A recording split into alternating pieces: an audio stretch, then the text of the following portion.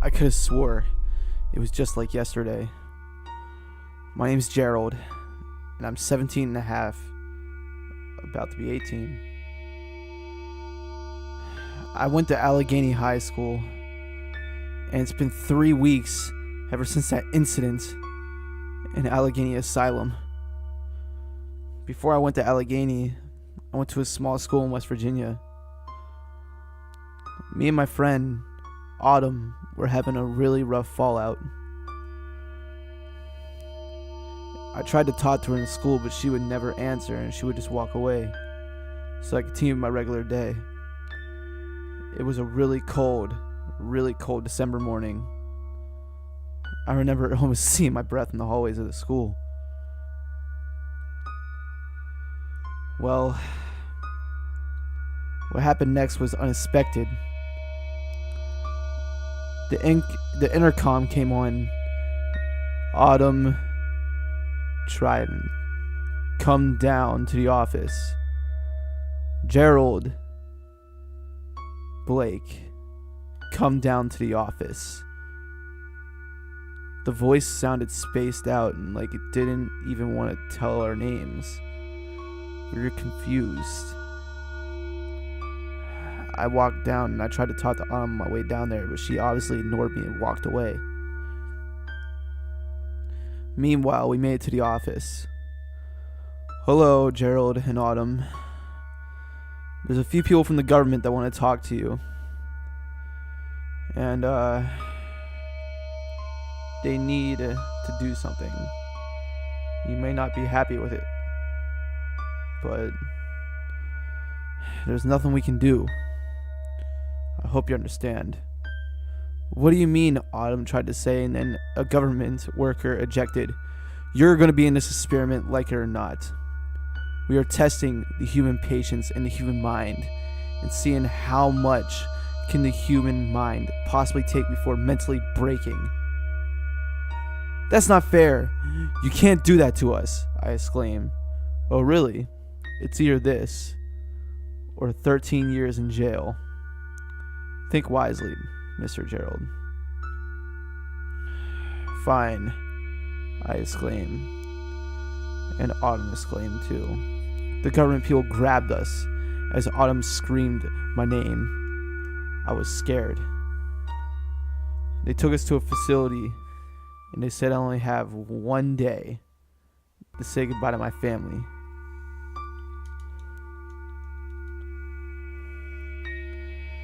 I stuttered and I was like, why just 1 day? Pack as lightly as possible. The very same night, I showed up in my apartment where my family was making dinner. My mom greeted me at the door, very happy to see me and wondered where I'd been all day. I told her the situation, and I was told her I had to pack as lightly as possible. She almost broke down into tears, not wanting me to go. But I had to. The very next day, 2 men in black came to pick me up in a car. In the car with me was Autumn and then 2 other people that I didn't even know, but they were around my age. The driver paused for a minute as it was a clear, foggy December morning, driving into the wooded area of my house, out into the street. He told me what I was in for is an experiment to break the human brain. 4 people, or 4 patients, are gonna be in an asylum, locked in the middle of it in a small room for 8 months, to see how much a human can take without barely any food, water, or any communication to the outside world. Allegheny Asylum was haunted, and it was abandoned for 50 years. I wondered why I was chosen to do this. As we pulled up to the asylum, he guided us out and walked inside the building. Something didn't feel right, let alone something didn't feel good either. I wasn't ready to go 8 months on my own. Well, kids, this is Allegheny Asylum. The body count is insane here, as also the rumor of satanic rituals, gang fights, and vandalism. This place is so called haunted, as we don't believe that. But there is a problem. We do have intercoms and cameras everywhere to tell you so. I hope all of you get out of this safe. There's no guarantee for safety? Autumn exclaimed. Did I say that you're all in danger? Look, the best I can promise you is that after this, you'll never have to see us again. Follow me. I was questioning a lot of things. I was questioning why they took me in a wooded route behind my apartment instead of the regular streets. I was questioning why they were putting us into an abandoned asylum with 2 other people that we didn't even know. Apparently all of us have mental issues. I suffer from anxiety and a bit of depression. Why Autumn suffers with bipolar.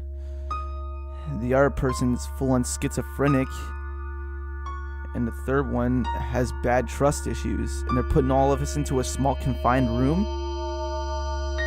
Whose sick, demented idea was this?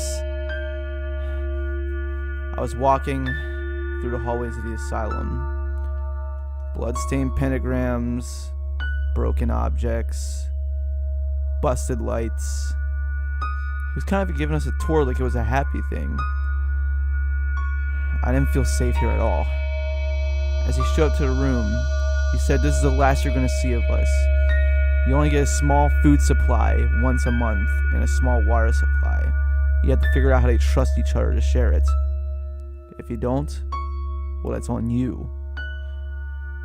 Be safe as you can, and don't try to kill each other." "Don't try!" Autumn exclaimed again. "Shut up, Autumn!" I exclaimed to her. Everybody seems to be really agitated and worked up. "I didn't want this to happen, so I don't see why you're coming at me with this," Autumn says.